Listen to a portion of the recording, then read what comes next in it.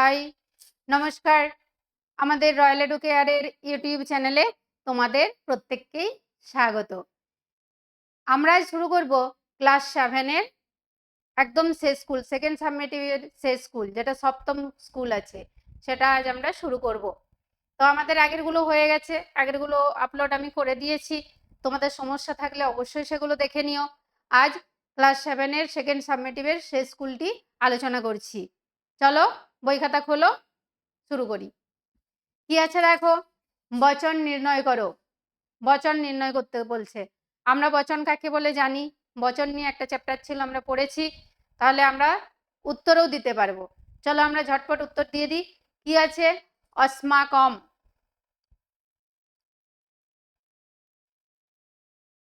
অস্মাকম, অস্মাকম মানে আমাদের।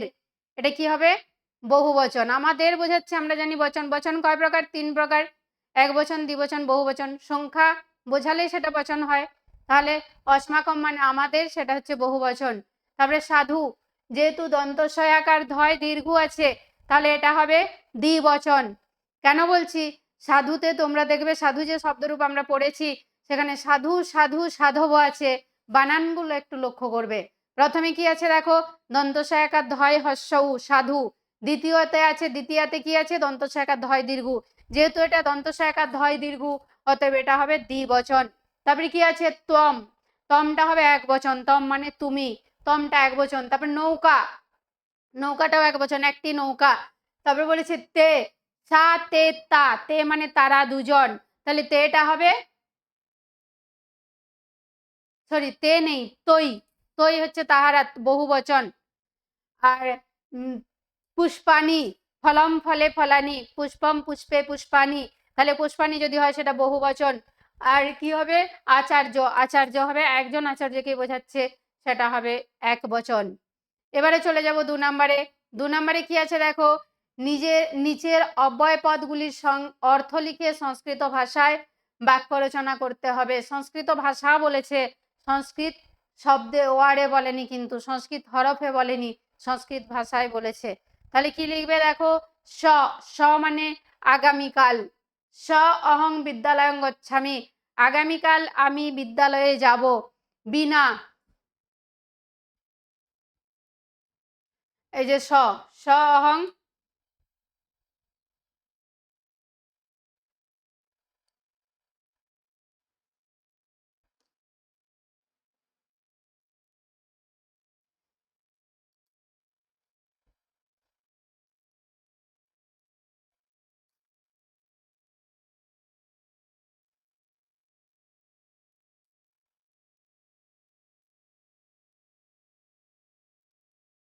আচ্ছা ছেড়ে দাও।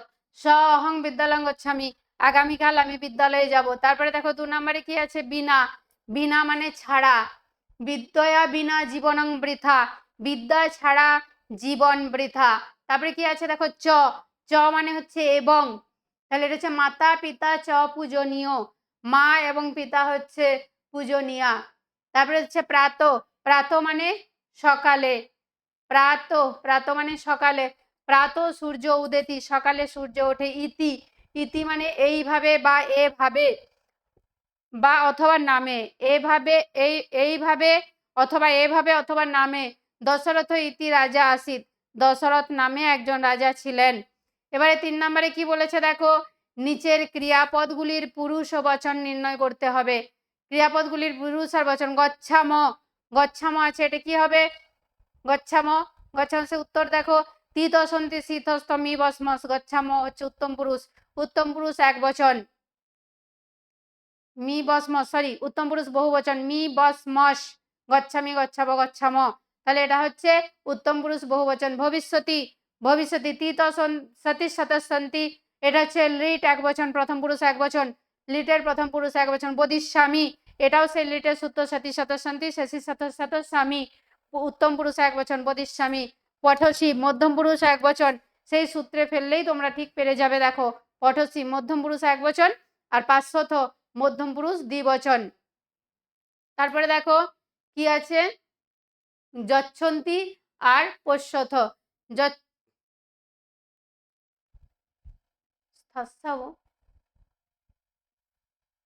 হ্যাঁ স্থস্যাব আছে, স্থস্যাব কি আছে, স্থস্যাব আছে উত্তম পুরুষ দ্বিবচন, স্থস্যাব উত্তম পুরুষ দ্বিবচন, আর যচ্ছন্তি প্রথম পুরুষ বহুবচন, যচ্ছন্তি আছে প্রথম পুরুষ বহুবচন। আর এখানে আছে পশ্যথ, যেখানে এটা হয়তো করা হয়নি, তো আমি তোমাদের মুখে মুখে বলে দিচ্ছি। পশ্যথ প তালে বসে যে ফলে থ আছে, আমরা আগে দেখবো এখানে বিসর্গ আছে না নেই। এখানে যেহেতু বিসর্গ আছে তাহলে আমাদের সূত্রটা কি, তিতসন্তি সিথস্থ, যেখানে থস আছে সেখানে হসন্ত আছে, সেখানে বিসর্গ হবে। তাহলে এটা তিতসন্তি এটা প্রথম পুরুষ, শীতহস্থ এটা হচ্ছে মধ্যম পুরুষ, তাহলে আমরা মধ্যম পুরুষ পেয়ে গেলাম। আর থস যেখানে আছে সেখানে বিসর্গ আছে, তাহলে মধ্যম পুরুষ দ্বিবচন, অতএব পশ্যত হচ্ছে মধ্যম পুরুষ দ্বিবচন।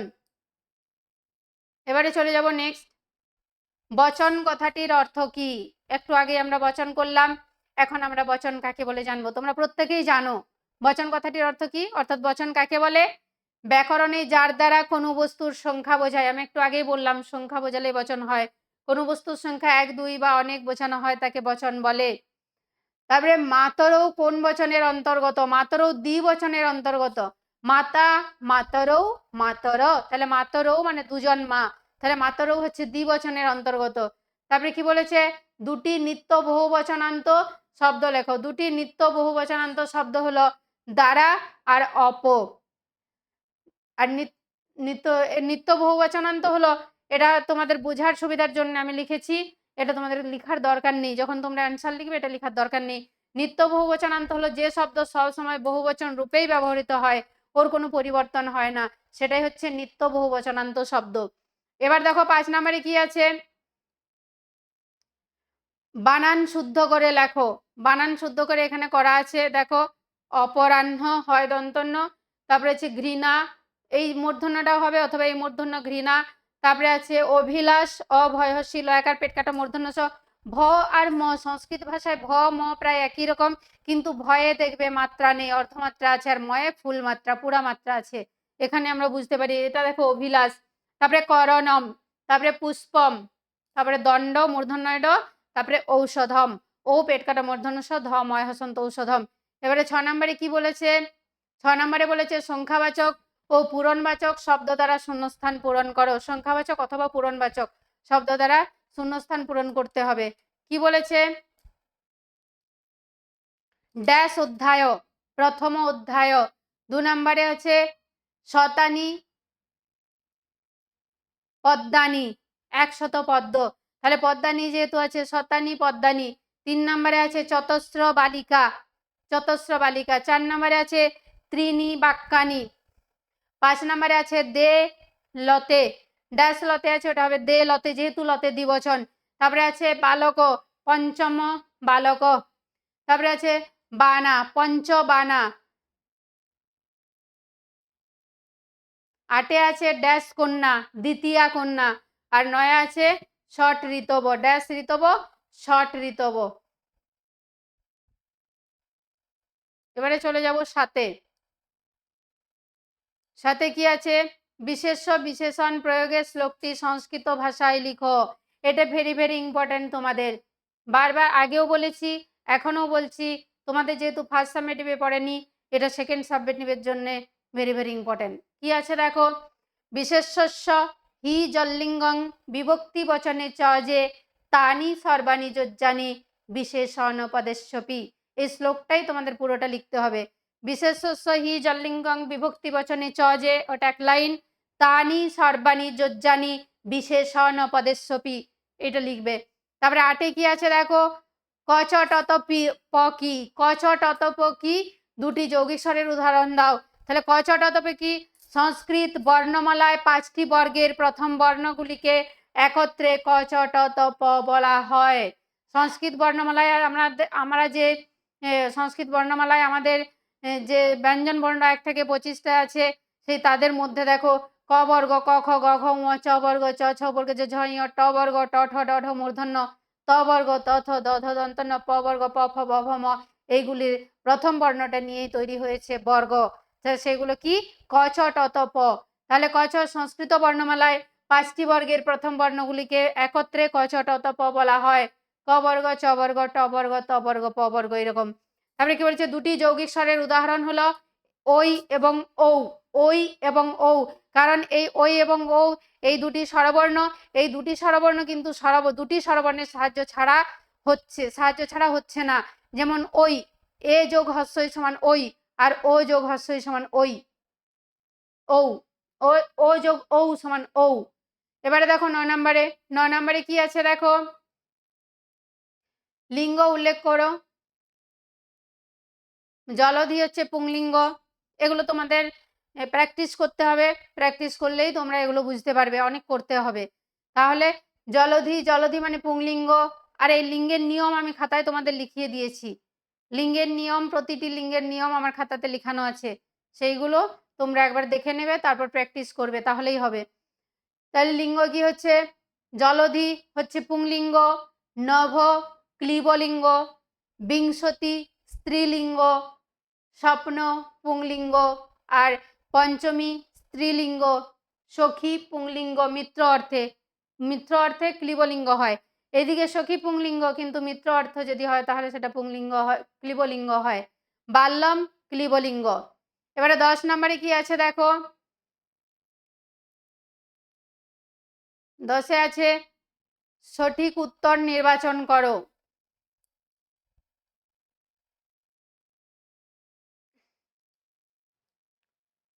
একবার দেখে নি। তদ পুংলিঙ্গ দ্বিতীয়ার বহুবচন, তদ পুংলিঙ্গ দ্বিতীয়ার বহুবচনে হবে তান। তদ যে আমরা তদের 3টা লিঙ্গই আছে, পুংলিঙ্গ, স্ত্রীলিঙ্গ এবং ক্লীবলিঙ্গ, 3টা লিঙ্গই আছে, শব্দরূপ আছে, সেগুলো মুখস্থ করিয়েছি। এবার দেখো তার উত্তর করো। তদ পুংলিঙ্গ দ্বিতীয়ার বহুবচনে হচ্ছে তান, অস্মদ দ্বিতীয়ার দ্বিবচনে হচ্ছে আবাম অথবা নৌ, অহম আবাম বয়ম মাম্মা আবাম নৌ, সেই দ্বিবচনে হচ্ছে আবাম নৌ, মাম্মা আবাম নৌ অসমান্য। দ্বিতীয়ার দ্বিবচন হচ্ছে আবাম নৌ। যুষ্মৎ শব্দের সপ্তমীর একবচনে হচ্ছে তৈ, যুষ্মৎ শব্দের সপ্তমীর একবচনে হচ্ছে তৈ, তয়ব অন্তস্থয় হস্যি তৈ। আর তদ স্ত্রীলিঙ্গ পঞ্চমীর একবচনে হচ্ছে তোষ্যা, তোষ্যা। তদ হচ্ছে স্ত্রীলিঙ্গ পঞ্চমীর একবচন তোষ্যা, তদ অন্তস্থ জফলা আকার বিসর্গ তোষ্যা। আর অসমদ ষষ্ঠীর একবচন মম মে, মম মে। এবারে চলে যাব দেখো শব্দরূপ। শব্দরূপ লেখো। শব্দরূপ আমরা পড়েছি, মুনিও পড়া হয়েছে, লতা, নদী, গো, সাধু, নর, মাতৃ, আমাদের সব পড়া হয়েছে। এবার আমরা চলে যাব, দেখো কি বলেছে, মুনি শব্দের দ্বিতীয়ার বহুবচন মুনিন, মুনি মুনি মুনয় মুনিম মুনি মুনিন, দ্বিতীয়ার বহুবচন হচ্ছে মুনিন। তারপরে 2 নম্বরে আছে লতা শব্দের তৃতীয়ার একবচন লতয়া, লতা শব্দের তৃতীয়ার একবচন হচ্ছে লতয়া। তারপর 3 নম্বরে আছে নদী শব্দের চতুর্থীর বহুবচন নদীভ্য, নদী শব্দের চতুর্থীর বহুবচন হচ্ছে নদীভ্য। আর গো শব্দের প্রথমার দ্বিবচন, গো শব্দের প্রথমার দ্বিবচন হচ্ছে গাবৌ, প্রথমার দ্বিবচন গাবৌ। তারপরে দেখো সাধু, সাধু শব্দের প্রথমার দ্বিবচন, সাধু শব্দের প্রথমার দ্বিবচন সাধু, দন্ত শাকার ধয় দীর্ঘ হবে। তোমরা বানানগুলো একটু লক্ষ্য করবে, বানান ভুল হলো মানে সেখানে তোমাদের বচনের পরিবর্তন হয়ে যাবে। সাধু, দন্ত শাকার ধয় দীর্ঘ সাধু। আর নর শব্দের তৃতীয়ার বহুবচন নরই, আর মাতৃ শব্দের প্রথমার বহুবচন হচ্ছে মাতর। 12 নম্বরে কি আছে দেখো, ধাতুরূপ লিখতে বলেছে। তা শব্দরূপ হলো, এবার আমরা ধাতুরূপে যাব। ধাতুরূপে কি বলেছে, ভূ ধাতুর লট উত্তম পুরুষ বহুবচন। তাহলে লটের সূত্র কি, তিত অসন্তি শীত স্থমি বস মস। তাহলে লটের উত্তম পুরুষ বহুবচনে কি আছে, মি বস মস, তাহলে মস বিসর্গ হবে, তাহলে কি হবে ভবাম বিসর্গ। তারপরে দেখো গম ধাতুর স্মযোগে অতীতকালের প্রথম পুরুষ দ্বিবচন। সপ্তম শ্রেণীতে আমরা স্মযোগে অতীতকাল শিখেছি, কিন্তু ক্লাস 8-এ আমরা অন্যরকম শিখবো, তখন আলোচনা করে দেবো। এখন দেখো কি আছে, গম ধাতুর স্মযোগে অতীতকালের প্রথম পুরুষ দ্বিবচন গচ্ছত স্ম, গম ধাতুর স্মযোগে অতীতকালের প্রথম পুরুষ দ্বিবচন হচ্ছে গচ্ছত স্ম। তারপরে 3 নম্বরে কি আছে, স্থা ধাতুর লট মধ্যম পুরুষ একবচন তিষ্ঠসি, স্থা ধাতুর লট মধ্যম পুরুষ একবচন তিষ্ঠসি। তারপরে 4-এ কি আছে, দৃশ ধাতুর লট প্রথম পুরুষ একবচন পশ্যতি, তিত সন্তি শীতস্থ। সূত্র যদি মনে থাকে আর কোন ধাতুরূপটা যদি সঠিকভাবে তোমাদের মনে থাকে, তাহলে একটু প্র্যাকটিস করলে তোমাদের এগুলো মাথায় চলে আসবে। তাহলে দৃশ ধাতুর লট প্রথম পুরুষ একবচন কি হচ্ছে পশ্যতি। আমরা জানি পশ্যতি পশ্যত পশ্যন্তি, পশ্যসি পশ্যত পশ্যত, পশ্যামি পশ্যাম পশ্যাম। অতএব দৃশ ধাতুর লট প্রথম পুরুষ একবচন হচ্ছে পশ্যতি। তারপরে 5 নম্বরে কি আছে, পট ধাতুর স্মযোগে অতীতকালের উত্তম পুরুষ একবচন